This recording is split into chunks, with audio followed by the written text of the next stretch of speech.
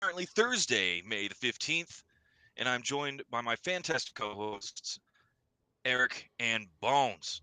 If many of you call him James, it's not. He's Bones, and that's the way I'm sticking to it. We got an exciting episode tonight. This is actually going to be continuing on our series of This is the May, covering some cool stuff in Star Wars that we haven't covered in previous Mays. And tonight we're going to be covering Kyber crystals and a lot of the comic books lore, including the High Republic and some Fall of the Republic era shenanigans. But before we get into that, obviously, we're going to give you a couple of disclaimers, like we always do.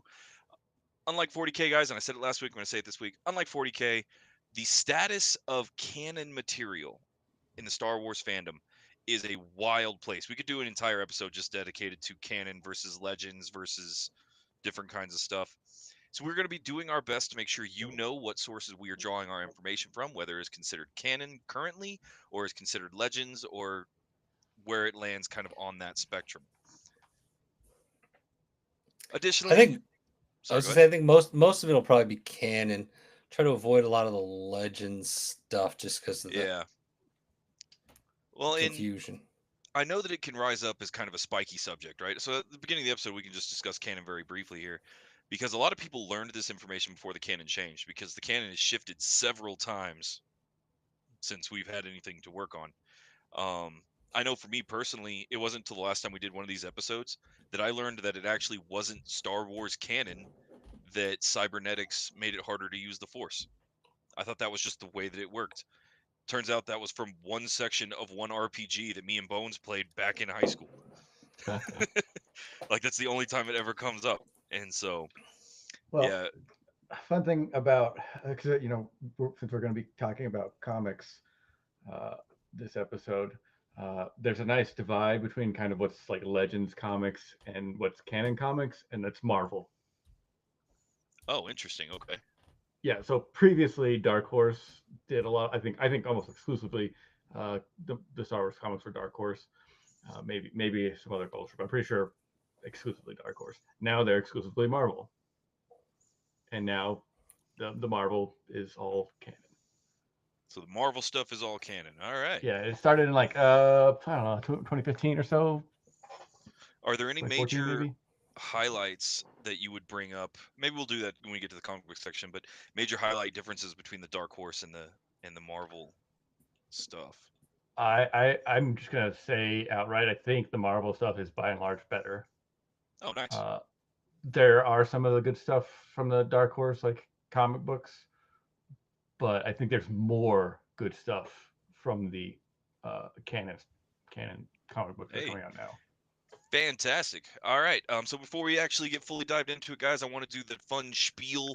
Um, I want to do the call out for you to do all the fun algorithm stuff. If you're watching us, give us a like, give us a follow, give us a comment to let you know if you agree or disagree with things that we are saying. Most importantly, tell your friends about us if you think they'll like our content. The best way to support the show is to buy some merch. We got some really good stuff. Everything is on our link tree. Our new stuff is coming out, including, I believe, the next thing online is hats. Eric. So right now we got new hats, shirts, and hoodies. The next thing I want to do is I'm looking at what people might like. So we'll try those things first, see if people buy them, see what they like. After they buy some of that stuff, then we'll look at cups or whatever people want to do. There's a lot of options. Fourth Wall is amazing. I love them. Um, I've worked with them now a little bit because I had a bit of a hiccup with an order. So their customer service is really good. I can tell you that from personal experience.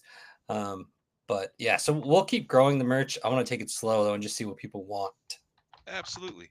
Of course, you don't have to give us your money to support the channel. One of the best things you can do is actually to engage all that algorithm stuff with the likes and the comments and make YouTube pay us instead. So,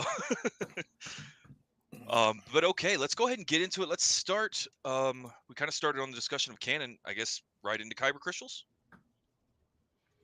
Yeah, because there's no real big news as far as I'm tracking right now. And like the nerd, or something to really bring up. There's like little things here and there, like Dark Age came out, Doom. People are Doom the playing Dark it. Seems Age. okay. Nothing to like write home about. I mean, the biggest thing is still just Andor. Continuing to just like knock it out of the park in regards to Absolutely. content. It's fucking fantastic.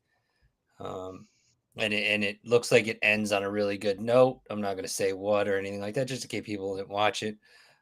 But Yeah, still very much in the no spoilers territory for that one. yeah, Same so with the animated one that just came out alongside it, the Tales of the Underworld, I think Tales is of what the it Underworld. is. Yeah. Yeah. So, And so we yeah, do want to hear from you guys about that, whether you're enjoying Andor and Tales from the Underworld or not. Give us a comment down below. But try to keep it spoiler free. Let's keep everything good for anybody that maybe hadn't got to the end yet. yeah, if possible. If possible. Yeah, we're going to do our best to avoid any major spoilers, guys. I think this week is a lot easier than last week was because we're not covering a lot of current stuff. However, for those of you that are currently making your way through the comic books, particularly when we get to the High Republic section, we will be discussing mild spoilers. And so if you don't want anything like that, go ahead and finish your run, save us for later, come back, watch us when you can. Nah, just watch this. Don't worry about it. It won't ruin anything. If you're a real And fan, you'll read it anyways. Let's true just be story. totally honest. Yeah, I I think mean, we can avoid most of the talk without too much spoilers. Good. even with spoilers, you still want to know how it happened. We're not going to be that Yeah. detailed. I always still watch stuff even when it gets spoiled. Yeah, Absolutely. absolutely. Yeah, you got to know the whole story, man. Like you could tell me, oh, this character died. It's like, but what led to that? Like why? Yep. Like So I don't actually, care. Star Wars is still where I've gotten my biggest spoiler of all time. And that was because at the time I was still surfing Reddit pretty regularly. Um, and of course that wave of spoiling stuff came out just as the newest, like the sequel trilogy was coming out, right? And I'll admit to you, once that was announced, I was stoked. I thought they were going to do some amazing things with it. I was so excited for more Star Wars. Oh, to be that guy again. Um, And so I had pretty major stuff in that one get spoiled by Reddit, and that was the last time I ended up using that website. So, but in any Yeah, case, I can't do yeah, the Reddit. Not a fan. I think we have a Reddit, but I've never done anything with it just because I don't yeah, want anyone else to have our name on the Reddit. So we have a Reddit. But yeah, woohoo, I don't do yeah, we anything don't with it. promote that for a reason, fans. I'm not a big like there's so much controversy on it. There's no point. We're already Yeah, in the most controversial thing you could be in, which is the nerdverse. So I don't need any more. For those Reddit of you that are Reddit can looking, be good, but yeah, Reddit can be very, very useful. But for those of you that are looking for a way to interact with us on a more day-to-day basis or become more ingrained in our community, I would actually point you towards our Discord server. Our Discord server is a great place where people come and hang out and talk about nerdy ideas. It's not super big yet, so you can still get in and get kind of that first wave badge. And so check out our Discord. We'll put it in the link. Yeah, I'll throw it on at the end of the show, and I'll catch up on social media. Been lacking on episodes. Shorts, I'm doing good on. Episodes, I'm lacking on, and um, the big thing is we need to definitely. Everyone needs to know that not like canon with Star Wars is very It's weird. interesting. Just because you've got the big thing with like legends and then canon. So if you legitimately just cut out all the books that were made prior to the prequels, and that'll do you realistically. Anything that really came out after that is basically um, canon. Yeah. yeah, Well, and I know we had a bunch of stuff that ended up in a weird place whenever was it Dave Filoni did Mandalorian? Because Mandalorian resurrected a bunch of the old legend stuff that had just been collecting dust and made it canon once again. And so a lot of it got put into a blender. but I mean, and I think that they're going to continue doing that. They're going to see stuff that they like from Legends, and then they want to bring into canon. That's I'm for it. I like it. There were some aspects, I'll be honest, there's a bunch of aspects of Legends that I'm kind of glad went to the wayside. Legends got weird, yeah, like real weird. Um, and so there's some stuff that is very good that I'd like to bring back. A lot of the stuff was what we've seen come out of the TV shows and that kind of thing. Um, there were other aspects that I think were fine with the way they are. I don't want them to get remade, and I'm good with them living in Legends. A lot of the stories of Luke's children and Han's children in Legends from the novels, I think, are great. I don't want to see them readapted. I want them to stay right where they're at. Leave them alone. They're good. Move on. Well, you won't now because of the way it's gone. Yeah. And the fact that what's her name, Kennedy says that there was nothing to work from. So I believe she doesn't realize that there was a legends section anyways. So Right. you're safe. I mean, Yeah, I mean, she I did hate to say just like, start the episode throwing shade like that, but you're absolutely right. I mean, Like, she did though. Like, it's not even yeah. throwing shade. Like, she legitimately stated that there was nothing to work from. Meanwhile, Like all us fans were going, the 100 and okay. some books in the Yeah. background. Like, God. Anyways, Piles of s- comic books, video games. so Kyber crystals to me have changed a little bit. I don't feel like they've done a drastic change. The big thing was always it would attune to the person. Um, So that kind of has not like always been the case, actually. I, I don't see, So but you brought that up before, but I remember like I don't remember ever reading anything different for the Kyber crystals. so when I started first learning about kyber crystals, and again, I went back to check a lot of this because I didn't want it to be the RPG said so scenario again. But early on, obviously, the advent of a kyber crystal was not something that was in Lucas's mind for A New Hope, right? The cool space wizards had laser swords, and that's a direct quote, and and that was the end of the day. He had one be blue and one be red, so that you knew which one was the good guy, and they moved on. Once we started diving into it, and I believe it was actually Bones, help me out. This is more your. It was the comic books that first brought him up, right? The different I don't remember. crystals. Yeah. So the original kind of lightsaber crystals that we see didn't even become a thing until after we saw the green lightsaber that was being used in the original trilogy. So now we had blue, we had green, and we had red. And the way that it stood right there, the earliest explanations was that the kyber crystals could be reforged and rehammered to suit the temperament of the individual or for a particular weapon. And therefore, the colors denoted a few different things, mostly what your position was within the Jedi Order. And so if you came out and you were wielding a blue lightsaber, you were considered a knight, and knights were both defenders and protectors, but also served as kind of like they were part of investigative teams, but they were more of a suppression force, right? Like they were mediators. And then greens were the counselors, and these were the people that were like Yoda, right? They sit, they meditate on it, they create prophecies, and they learn the intricacies of the force itself. And then the last one was yellow, which I don't think we've seen much of in any of our current canon Yeah, stuff. it's the guards, Yeah, the Sentinels. sentinels. And the Sentinels were kind of holy site guardians. Yeah, temple They guard guardians. temple guards. They also served as investigative forces for those regions. And that was kind of it. That's where they stopped it for a long time. The reason the bad guys had red ones is because they couldn't get to Ilum or Dantooine to get new ones, supposedly. Sure. And so they synthetically created them. And they were red because they were fake. I'm not gonna lie to you. I'm not a huge fan of those explanations. I'm just not. That's also where we start getting a lot of the spin-offs because of in 1999, is it 99? 2001? Whichever. Samuel L. Jackson had a purple lightsaber. And as I think we've all learned, he had a purple lightsaber because it was Sam Jackson and he said he wanted a purple lightsaber. So then they had to come up with some canon that made sense. Hmm. And I have seen some wild ass explanations for the purple lightsaber. I've seen it ranging all the way from the fact that it's not even a kyber crystal at all, that he's got an organic creature in his lightsaber, all the way to his lightsaber is actually a bunch of different colors because he simultaneously juggles the dark side and the light side of the force as this like convergence point, which is what made him such a spectacular swordsman and Jedi warrior. I don't care for any of that at all. I just don't. Um, and so yeah, a lot of that obviously is in Legends. Right now, our current canon is that there are very few sources that were known for kyber crystals.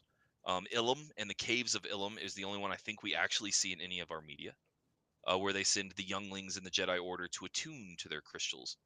and you get kind of a cool setup where it's got that kind of trope, right? That fantasy trope where it's your crystal chooses you and it bonds to you, right? It's the same thing we get from any of the like Dragon Riders of Pern style books, or any of that, where your source of power has chosen you. And the color has kind of taken a backseat in any kind of like meaning or form, despite the fan base being hyper aware of that kind of thing. And of course, the dark saber in the Mandalorian and attached media has gotten everybody back on the track of a black lightsaber. There's only the one black lightsaber. For now, yeah. There's also only one purple one for a very long time because it was super special. I mean, yeah.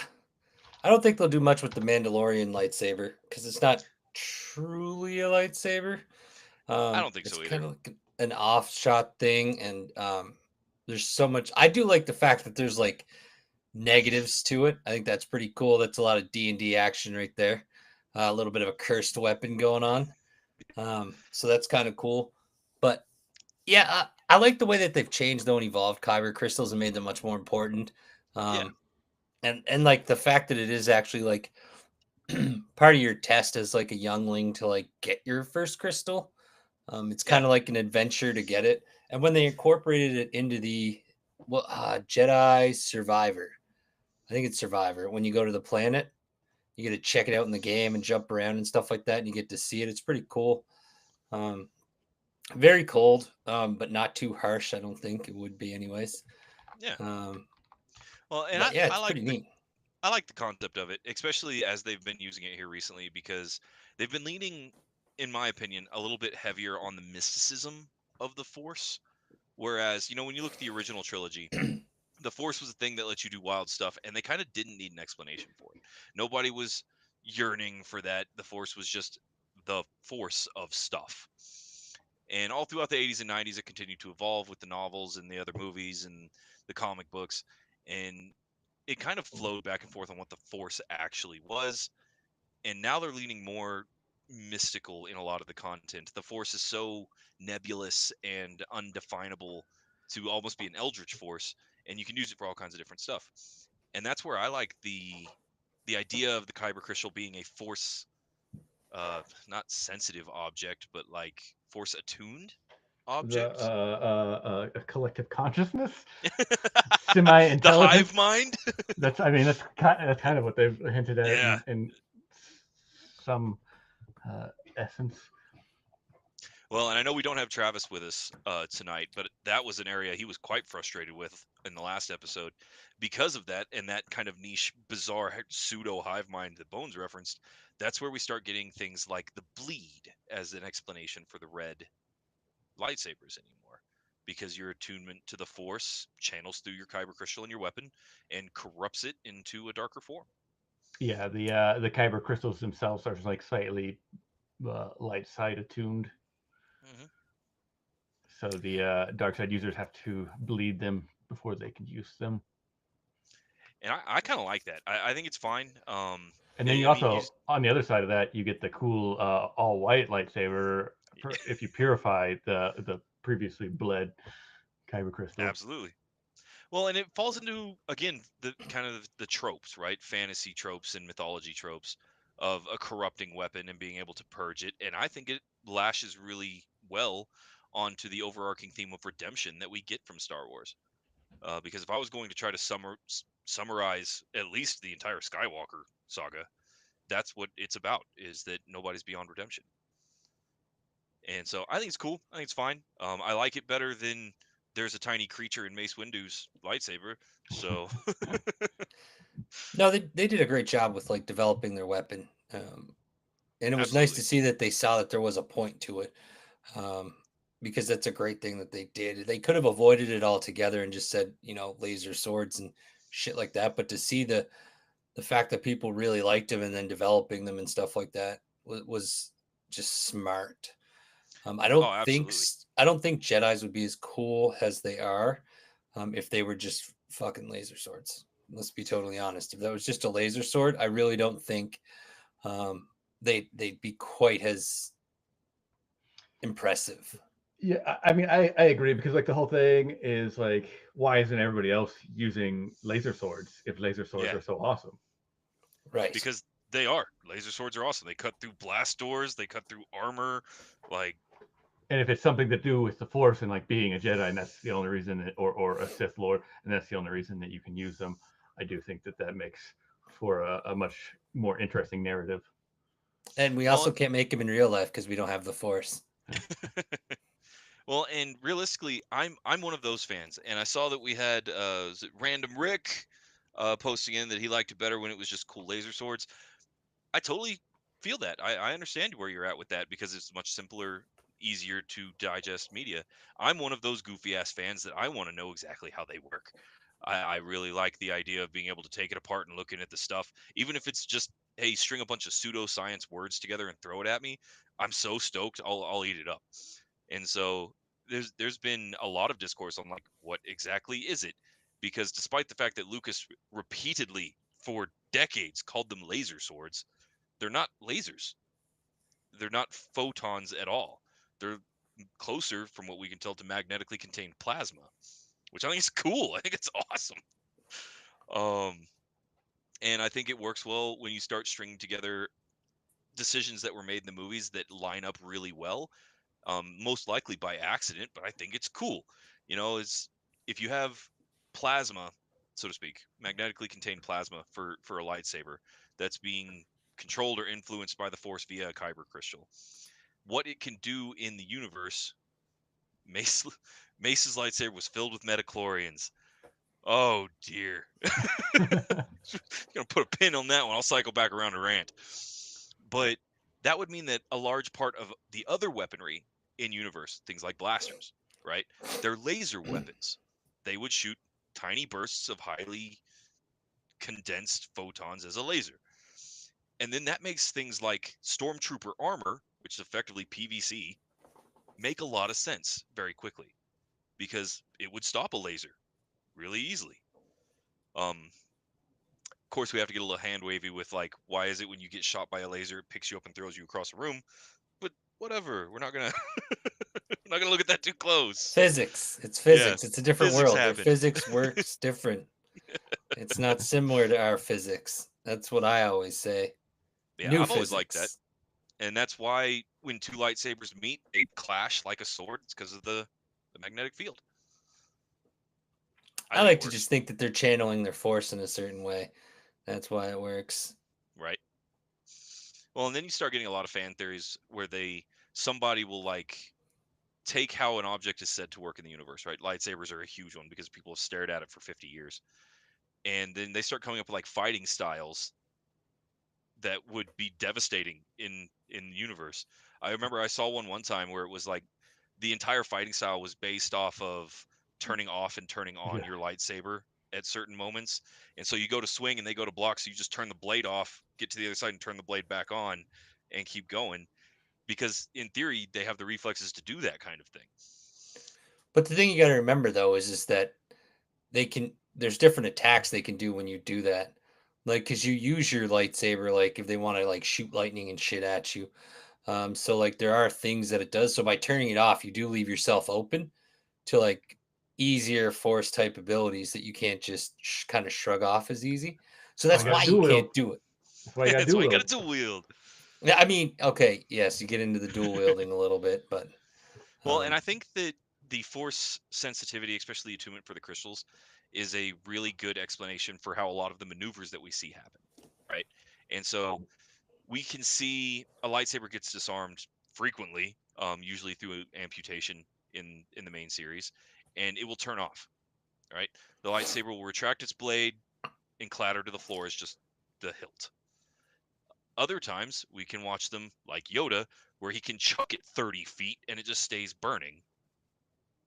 it's part of the And attack, man.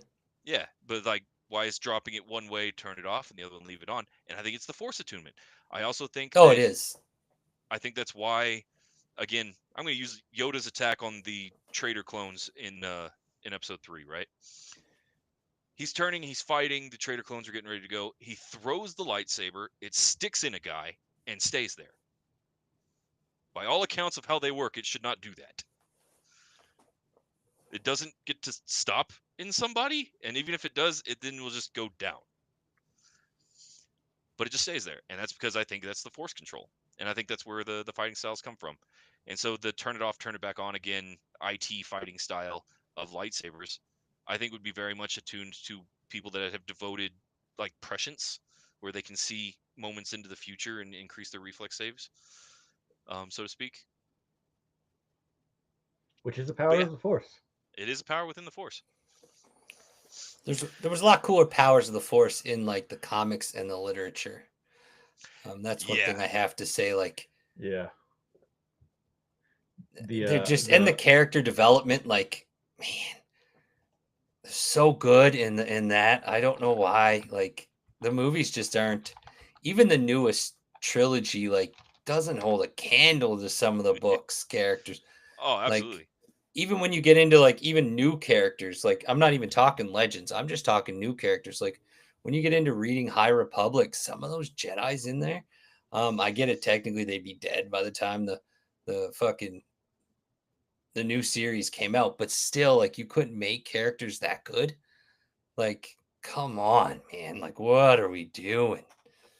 Well, and I think that it's interesting when you start looking at the way that the universe has developed over time, because even if you just look at the 9 movies, right, where you have the prequels, you have the originals, and you have the sequels, I still have a hard time, especially come Star Wars Day when I'm trying to watch all 9 kind of it, or 6 really, let's be honest here, in a row, and you go through, Phantom Menace, and the Attack of the Clones, the Revenge of the Sith, and all this kind of jazz, and then we get to A New Hope, and we're dealing with Ben Kenobi out in the desert, and Luke Skywalker. And so with Luke Skywalker, he takes him back to his little mud hut, and he's just telling him the story about how he hung out with his dad, and casually goes over and gives this kid a lightsaber. It's like some 17-year-old farmer has had zero training or awareness, has shown no sign of force sensitivity. He's like, here's your father's lightsaber. But this is where you have to give it leeway, because nobody at that moment knew what was going to happen absolutely. with Star Wars. So like when you watch those original 3 movies, you have to look at them in a different way. You have to realize that like nobody knew how cool Jedi were going to turn out. Nobody knew how cool lightsabers were going to be. Like nobody knew any of it. So when you watch them, you have to remember that, because realistically, if they could remake those 3 movies, he probably would have never gave him that sword right away. Right. He probably would have never done anything like that. But because they come from a time of war and everything like that, like that's another thing people forget. Like it is a time of conflict. I mean, everybody's got guns and everything else. Oh, so absolutely. it wouldn't be anything to just hand somebody something like that. It's just you don't realize the significance of the lightsaber at the time. Well, and I think that mindset right there, where it's like remembering that we have had a huge galaxy spanning conflict, makes a lot of things make sense. In one of the movies, I think it's New Hope, where they walk into the bar, I think in Mos Eisley, and the guy goes, "We don't serve their kind here. Your droids have to leave," or whatever the quote is, right? And it's like, oh, that's weird. There's a droid standing right next to you serving drinks, and it's because they just got out of the Clone Wars with the droid separatist army ravaging the Outer Rim. And so people are like, yeah, they don't like droids because they were just murdering tens of thousands, hundreds of thousands of people in war. Yep. And so I think I like those details, the way they line up. I think it's cool. They were smart when they continued the series to look at the original movies, and kind of have an idea of where to go with things. So it was very smart, because I don't know, like it said that he had the outline and the ideas ahead of time, but I would be curious as to how much he knew when he made the original 3. Oh yeah. Like, because the Separatist army it matched like the hating of the droids and then like different things like that. So it'd be interesting to see as to like, I'd love to hear the truth as to how much he actually wrote. See, I'm of a very similar opinion. The stories about why the movies came out in the order that they did are talked about so frequently by the fandom. It's the Aragorn's toe joke of Star Wars. I don't know what right? that is. Oh wow! So in Lord of the Rings, I can't believe I'm going to do this live. In Lord of the Rings, when Aragorn is trying to track down the halflings and kicks that Uruk-hai helmet, he kicked it for real, and his scream was real because he broke his toe when he kicked the helmet. Yeah, And no, I didn't know that. it's a fun little movie fact that is so spoken about and so widely known that it's become a meme of people like wanting to disclose that they know this fact, even though they know the entire room full of people already know it. Well, I didn't. And so with Star Wars, I have heard so many wild theories on why A New Hope came out first, including I've heard ones where he had the other 3 scripts entirely done and ready to rock and couldn't sell them. And New Hope was the first one that got picked up or purchased or made. I've heard that New Hope was made as a bet against someone. There was another sci-fi movie coming out at almost the exact same time, and so they made a bet about whose movie would do well because George Lucas didn't feel like his movie was going to do better than this other one after he read the script. And yeah, I've heard all kinds of wild stories on why it came out in that order. I would love to just very candidly sit down and be like, why is it this way? Did you have an idea of what you wanted? Where did we get here? Like, I'd like to hear it right from the horse's mouth, I guess. When realistically, we all know that his best move ever was just retaining merchandising rights. So, Yeah. but yeah, Yes. genius. And on the subject of kyber crystals and lightsabers, the lightsaber's probably one of the most made Star Wars toys of all time. There has been so many of those telescopic lightsabers made in various forms. They're everywhere. I think it's probably the most iconic weapon in the entire nerdverse. I think it's up definitely there. close. Yeah. Yeah. It's I definitely don't like what would be more. I don't know what would be more iconic than that. I mean, when you look at the other major fandoms, yeah, like a wand. yeah, I mean, if you went general about it, because you have the Excalibur sword, right? And so then you start getting Lord of the Rings with Galamdring and that kind of stuff. Maybe the ring, the one But ring. here's the difference. If you show someone like the Excalibur without the word Excalibur on it, of course, like the actual what people drew as the first like Excalibur sword or Galadriel, you show them that sword, or you show them like wands, you probably get away with because it's a generic Yeah. thing, but none of them. I mean, even like they wouldn't specifically know like a what Harry those Potter things. wand. You wouldn't know what those things are like you would a lightsaber. Like the moment you hit the lightsaber on, it's like that's a lightsaber. If you show me the Galadriel or a decent amount of nerds that they might not know that that's what that is. And oh, it's a cool sword from a movie or some shit. But Yeah, like, they might be able to pick it out because of the know. engravings and stuff. I They would say know what a lightsaber is. Like the only everybody, thing- even non-nerds. yeah, the only thing you're gonna get from the Lord of the Rings universe, in my opinion, it's gonna hold a candle. Is gonna be the One Ring, right? Oh, The yeah. image of the One Ring and the lightsaber are the posters for those franchises. And there's not a lot of other franchises that have something so identifiable. And Star Wars hits that over and over and over again. Because not only do you have the lightsaber as this iconic weapon, but sounds from Star Wars, like the TIE Fighter scream, instantly recognizable, but even people that are only barely in the fandom, right? The R2-D2, Darth Vader. Darth Darth Vader's Vader breath mask, yeah. He's probably one of, if not the most iconic villain. Because again, like you said, like you could show anybody a picture of Darth Vader, and even if they're not a nerd, and they're gonna be like, that's Darth Vader, right? Like, yeah. I mean, at the very least, if they don't know, if by some whatever miracle they don't know who Darth Vader is, they're gonna know who Darth Helmet from Spaceballs is, and it's basically the same thing. So, yeah, no, Star Wars is probably the most recognizable. That's why I mean they were smart with everything they did in Star Wars. Excuse me. It was the just Klingon weapon, the the genius. Batleth, yeah, the Batleth is very noticeable. I would say the difference between the lightsaber and the Batleth is that unless you're in the fandoms for Star Trek, you might be able to recognize it, but you're not going to know what it's called, right? Some people just be like, "Oh yeah, it's the Klingon sword at best," if they know the term Klingon. But everybody knows what a lightsaber is. Yeah. And No, so for sure. I personally think that they should continue on with the Kyber Crystal way they're going. I mean, when you get on TikTok and start looking at some of the stuff from the new immersive park that they have going, right? It was at Galaxy's Edge. I'm going. Are you really? That's fantastic. Yeah, in like 2 weeks. I'm trying to decide if I want to get the lightsaber or not. It's not. got it's to. not. Yeah. You say that until you see the bill for that thing. So I vaguely looked into it, not with any real intent of going because I don't have that kind of cash. But I know that's the one. Like, if I got to pick one thing, that's not the one thing I do. I would do the Millennium Falcon, but that would definitely be my number 2. My wife, on the other hand, wants to build a pet droid so bad she can't even see straight.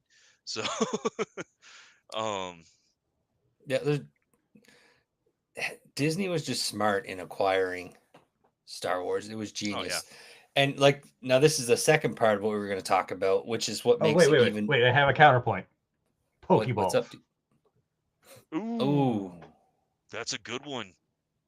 Yeah, okay. So Pokeballs, that's yeah, probably on par with the yeah. lightsaber. That, You're talking lightsabers, Pokeballs, One Ring. They're easy top 5 lists, right? Yeah, I would say but yeah.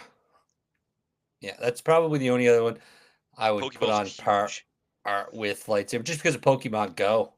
Like Yeah, I not would even the say fact that I most would people are say fans, like just that actually Pokemon Go. the Pokeball has an advantage because of its worldwide famous, yeah. like That's what I'm everywhere. saying. Pokemon And, Go is what made it huge. See, I I would mean, say, even before Pokemon Go, though, I yeah, mean, Pokemon everybody was knew a what a huge Pokeball Oh, was. I franchise. don't think it was anywhere near what it is after Pokemon Go, man. Like Pokemon Go got people that don't even like Pokemon playing it. I mean, I do agree Like, that it blew it up a lot, but it was oh my already huge. god, it See, it I took would it to a say, whole new level though, because like I knew dudes that were like, oh nerds and stuff like that, and then Pokemon Go came out, and you see them at work spending 99 cents to get 100 Pokeballs, like because on their lunch break they were walking and catching Pokemon, like so I see, do attribute a lot of it to growing it would be the Pokemon Go for the Pokeball, making it as big as the lightsaber is. Um, I still see, think the lightsaber would probably be bigger. I think more people would know instantly. But I disagree. I it's up disagree. there. I don't know where I land on that side of the argument. It's weird because you start looking at like the big names, right? And we discussed this during DC month, and that's Kryptonite. Everybody knows what Kryptonite is, but I bet Yeah. you fewer people know what it looks like. They might know it's green. Depends on which one. Yeah, depending on which one, right? Um, and so it's weird because Kryptonite as a term is everyday parlance now. With a lightsaber, you don't really get that, but I bet you, man, compared to a Pokeball, that's lightsabers versus Pokeballs. I'm gonna have to dwell on that. Huh. But okay, so to get to the second part, which is the reason I think Star Wars is so successful, is because it's probably the only franchise that connects a lot of its content together. So like whenever you look at Star Wars, like and they were smart. So they released the 3 movies, New Hope, all that, and then they released Legends, hundreds of books carrying on the story. The story went as far as like I think just the generation after Luke and them. I don't think it went to their grandkids or anything, but like it spanned like quite a decent amount of time. Like by the time it was done, their kids were like adults, and they did a lot with it, and it tied and made great content. And then when Disney bought up Star Wars, they kept that same mentality going. Although again, the nice lady thought there was no content. Um, so Yeah. they kept it going though. So with the Marvel comics and the literature, like if you want to know why Rey was on that planet, there's a whole book about it. If you want to know why her dad, whatever, was Palpatine or her grandfather, there's a fucking book about it. So like that's something that makes Star Wars such a great And see, medium. And I don't know why more people don't do it. Like I don't understand it at all. so the formula, in my opinion, for Star Wars, and you start looking at the way they did it, is kind of just the perfect catastrophe. Because Star Wars, the original, like New Hope, which was what 77, got thrown together in such a bizarre shoestring kind of duct tape way. And you're absolutely right. And Star Wars continued the formula that they got from A New Hope early on. You look at the cantina scene in New Hope, right? When Obi-Wan takes Luke and they're going to hire a pilot to get them to wherever they need to go. 90% of the aliens that were in that cantina was just random monster masks that they had in the studio that No, they no. could use. They hired God, I can't remember his name right now. He's one of the greatest fucking. He created And the the original makeup artist. werewolf transformation. They hired him, and they said we need a bunch of masks for aliens like tomorrow. And so he was like, "I'll see what I can slap together." And so Yeah. that's why we have all those weird aliens. And so that is the perfect example, in my opinion, of the Star Wars formula. Because what they'll do is they'll make a major deal. They'll reveal something huge, right? Look at all of these aliens in the cantina. No explanation given. And then the spider web of tertiary media fills in the blanks. You know, I feel somehow like Palpatine is returned. They'll explain that in the books later. yeah, I feel like they do this in the movies, and they let people that are fans that are Speculate. writing these books that are writing these books like fill in the information, you know. And I think the same thing with the comic books. I feel like, especially recently, you had like Karen Gillan and Jason Aaron. I can't remember his last name. Writing a bunch of the comics, and I feel like they've written them from a place of being a fan of the material, and so I think that just makes it a lot better. See, and I agree. When you look at the other kind of large universe stuff that we've seen, obviously Marvel took a very different approach. Marvel had a saga arc with the Infinity Crisis, right? They built up a universe through a whole bunch of movies. They dumped the Legos out on the floor, and then they handed you the instructions and showed you how to put it together and make the model. And I think that they did it backwards than the way Star Wars did it. Star Wars will make a point and then it spiderwebs off of it like tree branches. Marvel had a bunch of tree branches and showed where they go on the tree by the end of it, and that's where you Well, have such a huge fandom yeah, I for mean the Infinity it's a different Crisis.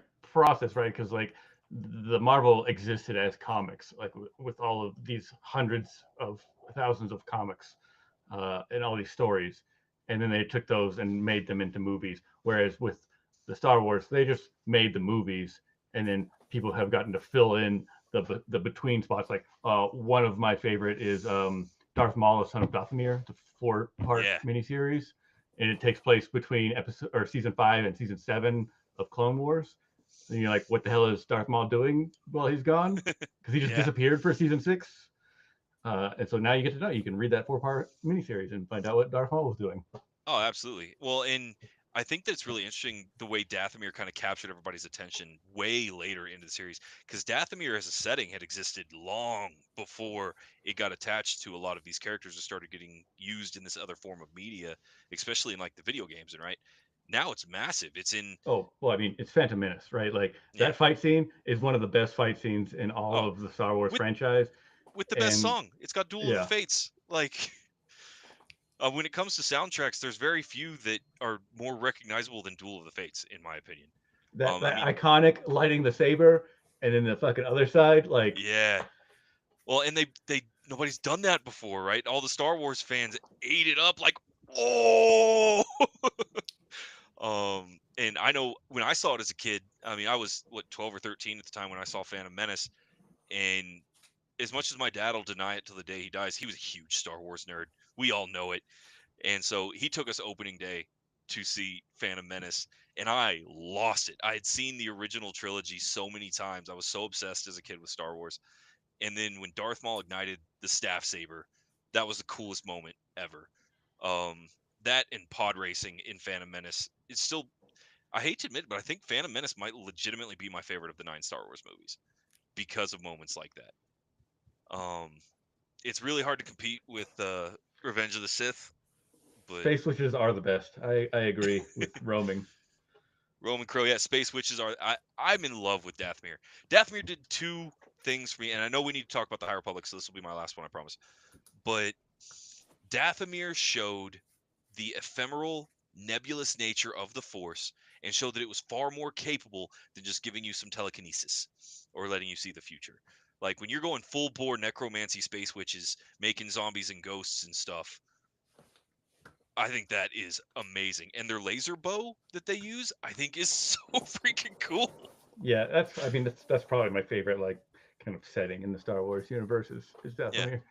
Well, and Dathomir ended up giving connections to the Zabraks and giving into the whole history of the Iridonians and the Zabrak separation.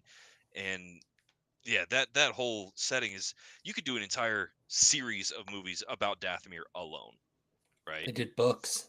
Yeah. Yeah. There's a lot of And literature on Dathomir, and it's pretty cool. Um, that's why like it's such a cool thing about the Force is only if you read. Like there's so much more to it than just Jedi's and Sith. Yeah, So I mean, that's one of my favorite things about the books and the comics is you can get like way farther back than just like even the High Republic, right? Like oh is yeah. pretty late in the history of the Force kind of thing, right? Like there's a whole bunch of Well, references. and when you start looking at the timeline, right? Everything goes by BBY. So the Battle of Yavin and the destruction of Death Star 2 and death of the Emperor. That's our 0 point. High Republic was what? 500 to 100 BBY. So before the Battle of Yavin. The Old Republic, when the Sith were a empire, was what, 10, 20,000 years before that? And so, yeah, everybody knows about the Jedi and the Sith. And for fans that delve into that, as you brought up, force sensitivity and force use is so widespread throughout the galaxy. The galaxy is so unbelievably vast that trying to describe force use as belonging to only these two diametrically opposed schools of learning, it grates my nerves. That's why I have to catch myself. Aragon's toe all over again. I have to catch myself every time somebody's like, "Oh yeah, he can move stuff. Maybe he's a Jedi," or when they say evil Jedi, and I'm just like, "Cool. Yeah, we'll go with it." When It's like really all there's some. the whole gray Jedi thing. You're like, Oh, well, it's a cool concept, but it's not real. Like it's not how that works. it's not a thing. um, and realistically, so I meant to say this last episode. I'm just gonna put my pin in my argument for the Gray Jedi. Gray Jedi exists because people, fans, want to be Jedi, but still want to be allowed to have sex. Yeah, That's what a Gray Jedi is. That's all they which want. I feel it. Yeah, like I see where you're coming from. I don't even disagree with you. That's cool. I'm with you. But any case, so we kind of talked about the timeline. Now you know where the High Republic is offhandedly. The High Republic takes place about 100 years to 600 years before the Battle of Yavin and the destruction of Death Star 2 and the death of the Emperor, during a time when the Republic was at its absolute height, when they were in charge of everything and everything was cruising and heavy propaganda moment here. Insert life was good and the galaxy was a utopia without need or want. only because people didn't know everything. Yeah. Like when you started looking on the Outer Rim, they always had the Outer Rim. You always had shit shows going on. Which But we want to talk about the High Republic comics, and I do think like I enjoy a lot of the High Republic comics. I think they've been good, but I definitely don't think that they are the best of the comics to come out of the new Marvel canon. Cough, Dr. Afra, cough. Dr. Aphra is phenomenal, but the Darth Vader comics are Oh, yeah. so good. Vader Yeah. Down is the best. Like, I mean, it's one of the best comic book stories ever. It's got the most iconic moment when he's like on that when he crash lands and they're all surrounding him and they're like, "Put down your weapons, you're surrounded." You're surrounded. And he's like, "I'm surrounded by fear and dead men." Yeah. My favorite thing about the Darth Vader comics is they show what Darth Vader is capable of without the limitations of the screen. Yeah. Right? You look at the original 3 movies, Darth Vader couldn't fight like Darth Vader fought. They didn't have the special effects for it. And then when they did have the special effects for it, these movies are still intended for children. These are kids' stories.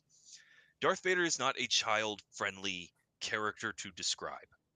The comic books do not care about such limitations. well, that's like a lot of things with comic when it comes to like literature. That's why I love the literature side of things. Like X-Men was cool on TV, but like when you read X-Men, it's a very different story. Yeah. Like, well, still semi kid friendly. Oh, Like it's not over the top. Ninja Turtles is the biggest, I Ninja think, Turtles. example of that. Like the cartoon is so nice and so kid friendly, and the comic books are I mean, some of them are kid friendly, but Some of them are fine. a lot of the stories are not. I'll just put it to you this way: they carry weapons for a reason. Well, and that's the biggest thing. Like you see, like in the comics, you get a lot better idea of like what lightsabers can really do and stuff like that. In the Mhm. literature itself, like the Force is so amazing. It's so much When you get larger in, than it's portrayed in a lot of the movies. yeah, and that's why like the literature, and not even just the Force. Like we're focusing on that, but like if you look at secondary characters too, get a lot more Oh yeah, developed. Like Witch, Lando Calrissian. That's one of the actually a really good series in Fantastic. the comics. Yeah. The Lando, because you get him and Lobot just trying to hijack a yacht that turns out is owned by the Emperor. It's a lot of Sith artifacts on it, and like hijinks ensue. It's great. It's a great little Absolutely. mini series. There's also the Age of the Republic or Star Wars Age of series, and it has like three I don't know different that one. eras, Oh, and it's like Age each of one, Destiny, Age of yeah, yeah. Age of Rebellion, and but each one, individual comic focuses on a different character, and they alternate between good guy, bad guy, good guy, bad guy. It was like a super fun read, and it's like three different eras. So you get like, like Luke Skywalker, you get like Anakin, uh, like those eras. So you get like Grievous and Dooku. It's just so good. Well, and I think that Star Wars, when you step away from the Skywalker saga, a lot of these supporting characters, secondary characters that Eric brought up, that get more fleshed out in the books and the comic books, you end up getting some truly amazing stuff. One of my favorite characters in Star Wars, and I flip flop on this depending on my mood on the given day, but I really love Asajj Ventress. I loved her character. She's fantastic. You get a Dathomir witch, Sith trained bounty hunter with one of the coolest ships out there in the form of the Shadowlands. And I love that character. She's equal parts spy, ninja, assassin, sorceress chick. Like, she's so cool. And Lando, I think, is one of those that needed that because he's such an amazing character.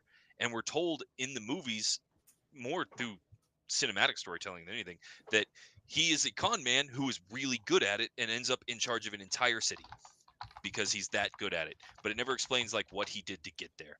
Yeah. Um, and I think that they made him that way just to show that how cool Han Solo was for beating him in that game of Pazak to win the Falcon. But I don't think they ever really covered what Lando Calrissian was capable of. You The know, books, the they literature really covered it. That's absolutely. why I'm saying, like, that's why Star Wars is genius. Like, I don't know why other companies don't do this. Like, I know why Marvel themselves didn't because there's too much already written. Yeah, You can't really do a lot. But when you start looking at other companies, like Halo's a big one for me. I don't know why they didn't do it. The shows don't really match anything. Like, the books are pretty good. The books kind of followed the games, but like none of their live stuff ever did it. If you look like Zelda, like Link stuff, I haven't read too much about their so stuff and nothing matches up. Even Mario, like if you watch like the weird Mario movie they put out back in like the 90s and then compare it to oh like the yeah. video game, like none of that linked up. So that's my one thing. Like I'm very surprised, like seeing such a successful thing as Star Wars, incorporating all of its literature into the movies and stuff like that. And even the games a lot of times are also incorporated into the storyline, like just to not understand why no one else is doing it. I almost feel like, is Disney paying people off to not fucking do it? Like what Right. what is truly happening? Because that's like a license to print money. Well, and I think a large part of it, when you start looking into the connected universe stuff, you're absolutely right. In fact, one of these days, I'm going to do a whole episode of this podcast dedicated to the Zelda timeline because I'm kind of hyper fixated on it right now. The Zelda timeline is fascinating. Um, and I think Star Wars, I'm just gonna be very honest here. I think Star Wars got lucky because when you think back 1977 all the way through the 80s, Star Wars started getting put on everything, even things that were unrelated to Star Wars at all. There are action figures out there that are Star Wars action figures that make no sense at all. And I think they shotgunned out at a time where the action figure toy market was about to explode. They put Star Wars on everything. Everybody became a Star Wars fan, and that's where the fans, like Bones said a minute ago, stepped in and started filling in the blanks. And I think that that's awesome. And I think that there's been a lot of controversy here. We didn't talk about it during the news segment, but there's been a lot of controversy recently about Pal World and Pokemon and a lot of the like legal rulings and stuff like that. And Star Wars started doing the same thing and then kind of backed off. They're still in the middle of it. GW came in with Warhammer real hard, wanting to shut down anybody making content for Warhammer. I think what made Star Wars amazing and the reason it worked the way it did is because in those early days through the 80s and 90s, the fans' ideas got made. They got bought up. They started putting it out there in the form of books and comic books. And I think that the Star Wars universe is as good as it is because the fans created it. Because Bones, you hit the nail on the head. I think that a lot of the comic books and the novels are written by fans. That's just the only way to describe it. Just to think about it, I mean, too, like the people that are writing the comic books now are people who grew up on the original trilogy, if not at least the second, right? So that like everybody was a fan of the original trilogy, right? Like everybody that was alive basically back then was a fan of those, even if they said, "Oh, like they're okay," you liked it, don't lie. Yeah. Right. know? Yeah. Well, there's that episode of that 70s show where Red Foreman, the grouchy blue collar dad, goes to see Star Wars and he's just like, I can't believe this stupid movie's gonna boom, and he's just, whoa. Because that's the effect that movie had on people. Nothing had been made like that before then. And it had such an impact on pop culture too. Oh yeah. So Absolutely. yeah, I mean, it was like I said, especially true, I think, with the comic books, like the people putting the art to the pages, like gives this like great view of like you said, like not just like what the Force can do or what lightsabers can do, but like the vastness of space in cases. Like it just gives you like so much visual scale of things and just visual representations that you can't get in the movies. Well, maybe you could now for millions and millions of dollars if they decide to make them. You couldn't get back then, and you can't get in the books because I mean I do like books, but you have to imagine it yourself, right? Like Yeah. so it's kind of nice It's to have that relative. imprint kind of things to see like, oh, that's what that was supposed to look like. Well, for me, especially with the High Republic comic books, right? The High Republic did one very specific thing that very few of the other forms of media did, and that is showing Jedi outside of just everybody's human. I know a lot of people, especially while I was, growing up through high school and stuff, that loved the idea of a Wookiee Jedi. Well, guess what we have in the High Republic is one of the main characters, Yeah. a Wookiee Jedi. Well, And there's a Nautolan, just like Kit Fisto, that I love the Nautolan race. I think they're super cool looking. I want to see a Deveronian. Like maybe it's just me, but I want to see those big horned tiefling looking devil people from the Mos Eisley Space Cantina out there as this warrior for good High Republic Jedi. But yeah, for everybody out there that's super Wookiee fan, there is a Wookiee Jedi. He's awesome. So There's more than one. If you want to see some weird Jedi, go look at the cover for the High Republic Adventures #6. Number 6, okay. Yeah. Even just looking at the cover of the High Republic book that came out, I'm trying to think of the name of it. It was like it's the mainstream book that came out, High Republic. It's got a lady on the front of it. She's, if I'm not mistaken, I think she's the Grandmaster at the time. But there's just so much now. Like, and there was a big name Wookiee in that one. Yeah, there's a lot of like different. There's a lot of different aliens and stuff like that. There's even literature out about the Jedi Academy that Luke Skywalker built and how it fell apart. So if you're curious to know, other than just the fact that it fucking burned to the ground one night, if you want a little more detail than that, you can read the comics and see. There's also the sweet comic, the Rise of Kylo Ren, which gives you the whole like why he turned from being a Jedi instead of just like we don't know, like we just get this like, I don't know, he decided to kill all kids. Yeah. But why? And he gives you like all of that background. I think is good too. I think that my favorite part about that is that background, like you just said. Luke's Academy, right? Was, if I remember correctly, was on Talos. But you get to learn not just that he had an academy and was trying to redo the Jedi Order, but why he chose that place and the history of that place. And because none of that was a decision made lightly in universe. And I think that fleshing out those details are something that I find absolutely fascinating. And the the sequel trilogy, as much as everybody hates on the sequel trilogy, did give us some really cool stuff. I think Kylo Ren is one of those things. I think he's a good Sith Lord. I like it because you get a picture of a young Sith Lord, somebody that's easily impressionable and kind of spoiled and temperamental. And I think that that is a really cool way to show vulnerability in the form of corruption, because with his mindset and how unfettered his emotions were, getting corrupted by the dark side was all but inevitable for this kid. Yeah. I do also the thing again I've loved so much about the comics are like getting to see Darth Vader like right after he was put into the suit. Yeah. Like when like there's a comic that's like literally him getting used to being a fucking robot, Yep. and like he ends up facing off with these women who were like Padme's body doubles. Oh shit. Yeah, it's like a crazy story. And it's like, what? Like, you just get to see a lot more of their emotions rather than just like, oh, he's like this big bad dark evil guy, and then he's like, oh, I'm your daddy. Yeah. And I think that's cool. And I see we got a comment from Survive saying the sequel trilogy will get love later and that expectations were way too high and the projects were rushed. I think that's a fact. There are major issues. We've discussed them at length in previous episodes. oh yes.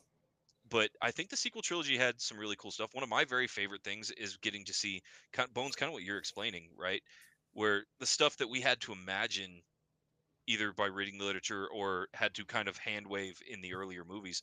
I love the way they show the Millennium Falcon flying when Rey is trying to get it off the planet, when she's ducking in and out and trying to weave through, because that is not a ship that can do those things normally. The YT 1300 is not a maneuverable ship. It's a freighter. And so you're talking about a ship that's been modified to the point where your U-Haul box truck is racing. And I loved that. I thought that was a great scene. And I do agree. I think it'll get some love later. But I think that a lot of the attentions right now really went into the High Republic. I'm surprised the High Republic doesn't have as much vocal, I don't even know what to call it, advertising as a lot of the other Star Wars content, because it's absolutely amazing. Yeah. Darth No, it is. Bane's It's Path very of good. Destruction. Yeah, you know the first High Republic. I don't know how far you are into the series, but the first volume one, the first arc, ends with Nihilus. Yeah. Yes. I fucking loved that ending. Those last 4 or 5 books Absolutely. were great. Yes. So the Nihilists were pretty cool. Very surprised that they disappeared basically. But one thing I do want to mention to people real quick. So I know some people are going to say that by writing it, it takes away from the mind of imagination, like knowing, like writing your own story type thing. And I get it. That's cool. And for some things that definitely works for some things. Um, and I don't take away from that. Like when you watch certain things, like since they don't do the literature and stuff like that, you kind of get to make your own world. And you get to evolve the story yourself. But like, just personally, at the end of the day, I do like an actual written story, and I like when they kind of come together and work together, and it gels. It's not just like that's the difference with like Star Wars and other stuff. Is like it definitely gels together. When it comes out, you can definitely tell that they all work together to make the content. It's even though they're fans, there is like a teamwork type thing going on. You're muted, Ryan. I think that that is a perfect point to point out that Star Wars has been successful, wildly successful, in every form of media that it's branched into. And I think that's why everybody, at least on some level that's gotten into it, is a big fan. Because if you're not a movie person, you're not a comic books person, you don't play video games, the novels are fantastic. You know, a lot of people are Star Wars fans, and all they do is the primary movies. I know a lot of people that have seen all 9 movies multiple times, but haven't seen The Mandalorian because they don't like the way that they released it or whatever, and that's cool. And I think that's the part that a lot of people are starting to talk about more recently, in the fact that the Star Wars fandom is so vast that it is now officially a fandom buffet. When you get to it, eat what you want, and that's cool. And the guy next to you does not have to eat the exact same food as you. Me personally, I don't have any kind of like Star Wars fatigue, like we've discussed before, right? I am not Star Wars fatigued at all. I want more. I want all of it. Animated, TVs, shorts, movies, comic books, novels. I eat it all up. And so I'm stoked. I have to finish High Republic. I think that High Republic storytelling is, even just stepping out of it, I think the setting in that area, hundreds of years before Luke Skywalker and the Skywalker saga, is a fascinating setting in Star Wars. I actually like High Republic's setting, not all of its characters, but its setting more than I like the Old Republic, which I didn't think could be done because the Old Republic's amazing. And I think that the comic books, realistically, at the end of the day, it's kind of repeating what we've already said. The comic books that we have of our familiar characters, like Darth Vader, are the best part of the Star Wars comics that I've seen come out because they're amazing. I wish I could nitpick it or say something bad about them, but I just can't. Like, Oh, I mean, you can always find things like, I mean, I do find like every now and then they have a tendency to like take certain things too far and stuff like that. But I don't know, man. I'd say the Vader down like 3 parts, which is like Darth Vader. It's a few issues of Star Wars, and then Star Wars Vader down. yeah. Those like I don't know 12 books or something like that. Fucking nearly perfect comic books in my opinion. Like they're just so good. Well, I know we're running a little bit late on this episode, guys. I hope that in listening to us talk about the High Republic, Star Wars comic books, and Kyber crystals, that something has been kind of sparked in you for you to check it out yourselves. I cannot recommend these comic books enough, and there's so many of them that I can't even tell you. Just pick up Volume 1 High Republic and Go read the Darth Legacy Dr. Vader Aphra. comics. Go read Legacy Dr. of Aphra. Vader. Yeah, Dr. Aphra, I think Dr. Aphra's It's great fucking it's Indiana Jones if in he was a bad Star guy. Wars, but she's not a bad guy. She just doesn't care about anybody else but herself. Yeah. Legacy of Vader. Yeah, Legacy of Vader is awesome. The amount of media that you can get for Star Wars, if you're feeling a little burnt out on the main movies and that kind of stuff, check some of this stuff out. It'll scratch the Star Wars itch, but all of it is so wildly different. If you've made it this far into the episode, guys, I'm going to go ahead and ask you to give us a like, give us a comment, let us know what you agreed with and what you didn't agree with. We are very interested in your opinions on the subject matter as well. Obviously, if you want to support the channel, the best way to do it is to buy some merch. All of our cool stuff's in the link tree. We have a lot of new stuff coming out. But giving us our money or giving us your money isn't the only way you can support the channel. You can give us a like, give us a comment, tell your friend to check us out on YouTube. Make them give us their money instead. Anything y'all want to say to close up? No. All right. Check out the comic books and let us know what you think about what you find. With that, we're going to bring this episode to a close, guys. This has been an episode entirely dedicated to the tertiary media and comic books of Star Wars. We'll catch you next time. Bye. Is it weird?